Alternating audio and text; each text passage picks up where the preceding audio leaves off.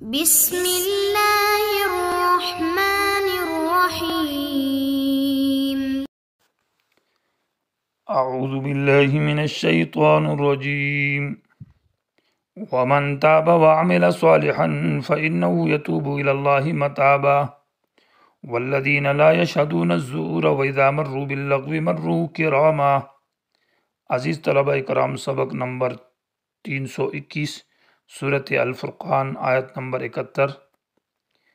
عباد الرحمن کی صفات کا بیان چل رہا ہے۔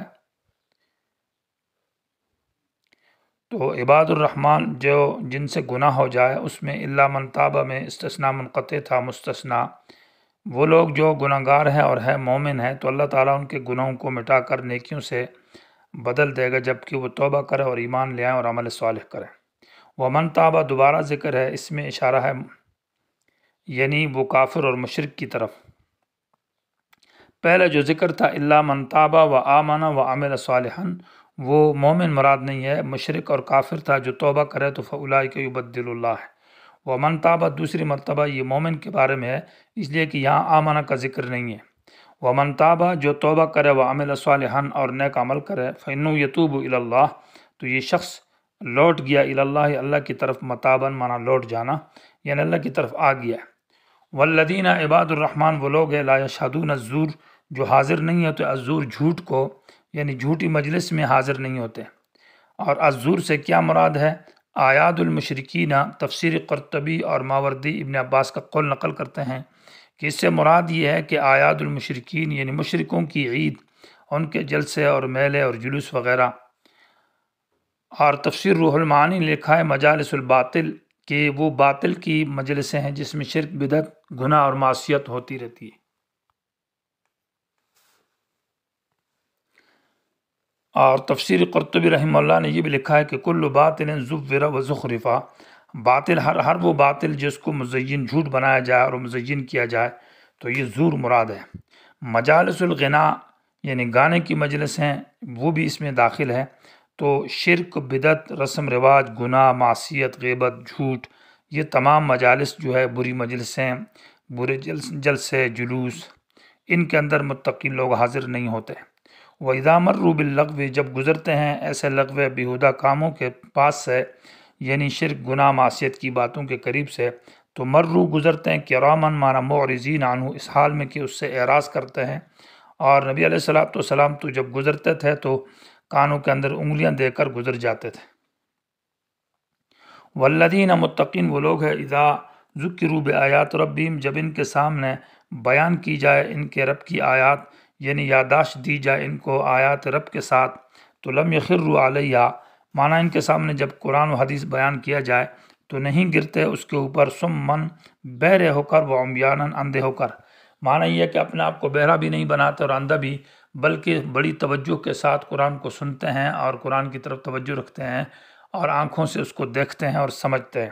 یہ نہیں ہے کہ قرآن بیان کیا جا رہا تو کھیل رہے ہیں اپنے کپڑوں سے یا چادر سے یا قلم سے یا دوسری طرف ان کا دل مشغول ہے، ایسا نہیں ہے۔ شاہ ولی اللہ محدث دہلوی رحمہ اللہ لکھتے ہیں کہ دیدہ و شنیدہ سجدہ کنید، بلکہ خوب دیکھتے ہیں اور خوب سنتے ہیں اور اللہ کے سامنے گر جاتے ہیں، سجدہ کرتے ہیں۔ والذین یقولون متقین وہ لوگ ہیں عباد الرحمن جو کہتے ربنا اے ہمارے پروردگار، حب لنا دے دے ہم کو، من ازواجنا ہماری بیویوں سے، و ذریاتنا ہماری اولاد سے، قرۃ اعین آنکھوں کی ٹھنڈک۔ آنکھوں کی ٹھنڈک سے مراد یہ کہ طاعت اللہ، کہ ہم اپنی بیوی اور اپنی اولاد کو اللہ کی اطاعت میں دیکھیں، نماز میں، تلاوت میں، ذکر میں، عبادات میں، گناہ سے بچنے والی حالت میں، اتباع سنت کے اندر۔ امام بخاری رحمہ اللہ نے لکھا ہے کہ ما شیء اقر لعین مومن، کہ کوئی چیز مومن کی آنکھوں کو اتنی ٹھنڈا نہیں کرتی، خوش نہیں کرتی، من ان یرا حبیبہ فی طاعت اللہ، کہ وہ اپنی حبیب یعنی اپنے گھر والی کو اللہ کی اطاعت میں دیکھے۔ تو یہ معنی ہے وجعلنا للمتقین اماما، اور اے اللہ ہم کو بنا دے متقین کا اماماً مانا پیشوا، اماماً بمانا مقتدا اور پیشوا کے ہے، یعنی ہماری اولاد اور ہماری بیوی سب متقی ہو اور میں اس کا امام ہوں تو میں ان کا مقتدا ہوں، کیونکہ امیر البیت الرجل ہے۔ یا اماماً یہ امن سے مشتق ہے، اور کا معنی ہم مشخص کرنا، ارادہ کرنے کا، تو اماماً معنی ہم نیکی کی طرف یعنی ہم کو بنا دے للمتقین متقین کی طرف اماماً قصد کرنے والے یعنی نیکی کی طرف ارادہ کرنے والے، یا متقین اماماً کا معنی مطیعین لکا تفسیر قرطبی رحمہ اللہ کہ اللہ ہم کو متقین کا امام بنا دے، معنی مطیعین کہ ہم تیری اتباع کرنے والے ہوں اور تیرے سامنے جھکنے والے ہوں نماز تلاوت تسبیح وغیرہ میں۔ اور تفسیر مدارک رحمہ اللہ لکھتے ہیں کہ متقین کا امام کا یہ مطلب ہے قرۃ اعین کا کہ ولد یکتب قرآن، جو بچہ اپنے بیٹے کو دیکھے تو وہ قرآن کی تفسیر لکھ رہا ہے یا دین کی بات لکھ رہا ہے اور اس کو پڑھ رہا ہے، تو یہ معنی ہے قرۃ اعین اور وجعلنا للمتقین اماما۔ اولئک یہ لوگ ہیں یجزون الغرفہ، یجزون الغرفۃ بما صبروا، جن کو بدلہ دیا جائے گا۔ الغرفہ معنی بالا خانوں میں، غرفہ بلند محل کو اور بلند مکان کو کہتے ہیں، تو بالا خانے جو جنت کے ہیں ان کے اندر ان کو بدلہ دیا جائے گا بما صبروا، بسبب اس کے کہ انہوں نے دنیا میں صبر کیا، اللہ کی دین کے اوپر یعنی اطاعت میں رہے، نیکیوں کے اوپر ڈٹ جانا اور برائیوں سے رک جانا اور دین کو بیان کرنا۔ وَيُلَقَّوْنَ فِيهَا، اور ملاقات کی جائے گی یعنی پیش کیا جائے ان کی فیہا اس جنت میں تحیتاً سلام و سلاماً کا معنی مبارکی، یعنی جنت کے اندر ان کو سلام اور مبارکی دی جائے گی۔ خالدین فیہا، ہمیشہ یہ جنت میں رہیں گے۔ حسنت مستقر و مقامہ، بہت ہی اچھی رہائش ہے جنت کی اور مقاماً ٹھہرنے کی رہنے کی جگہ ہے۔ قل ما یعبأ بکم، آخر میں اللہ تبارک و تعالیٰ آیت فرمائی ہے کہ کیا، قل کہہ دیجئے، ما یعبأ بکم، کیا پرواہ رکھتا ہے بکم تمہارے بارے میں ربی میرا رب۔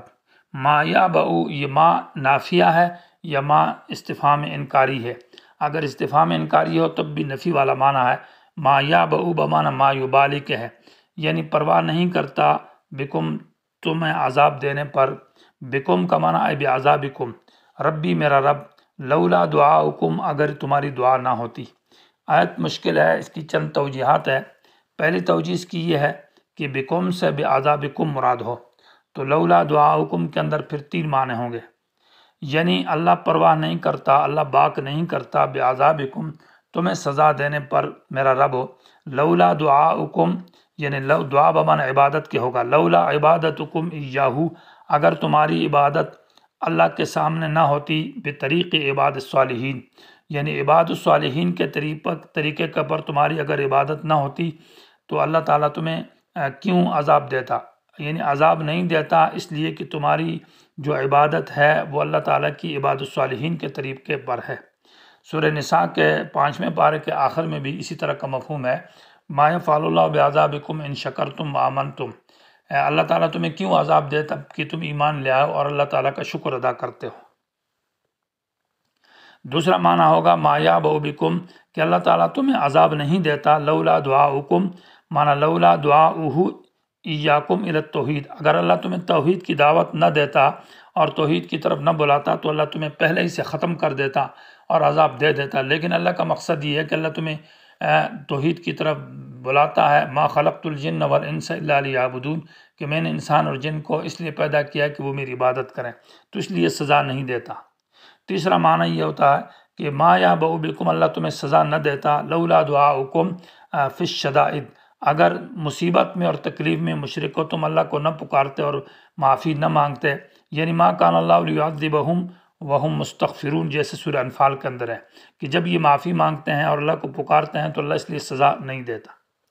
یہ 3 توجیحات اس صورت میں ہے کہ بکم سے معنی بعذابکم مراد ہو، اور یہاں بکم میں بمغفرتکم والا معنی مراد ہو، تو پھر اس صورت میں ترجمہ یہ ہوگا کہ ما یعبأ بمغفرتکم، یعنی کیا پرواہ رکھتا اللہ تعالیٰ تمہاری معافی کا، یعنی تمہیں معاف نہیں کرتا اللہ تعالیٰ، لولا دعاؤکم یعنی لولا عبادتکم، لولا دعاؤکم غیر اللہ، اگر تم غیر اللہ کو نہ پکارتے تو اللہ تعالیٰ تمہیں کیوں نہ معاف کرتا، معنی معاف کر دیتا۔ معاف اس لیے نہیں کرتا کہ تم غیر اللہ کو پکارتے ہو اور تم شرک کرتے ہو۔ فقط کذبتم، پس یقیناً تم نے جھٹلایا ہے، معنی تکذیب کی ہے اللہ تعالیٰ کی۔ فسوف یکون لزاما، تو یقیناً وہ عذاب تمہارے ساتھ چمٹ جانے والا ہے اس تکذیب کی وجہ سے اور شرک کی وجہ سے۔ یہ شرک اور تکذیب نہ ہوتی تو اللہ تمہیں سزا نہ دیتا۔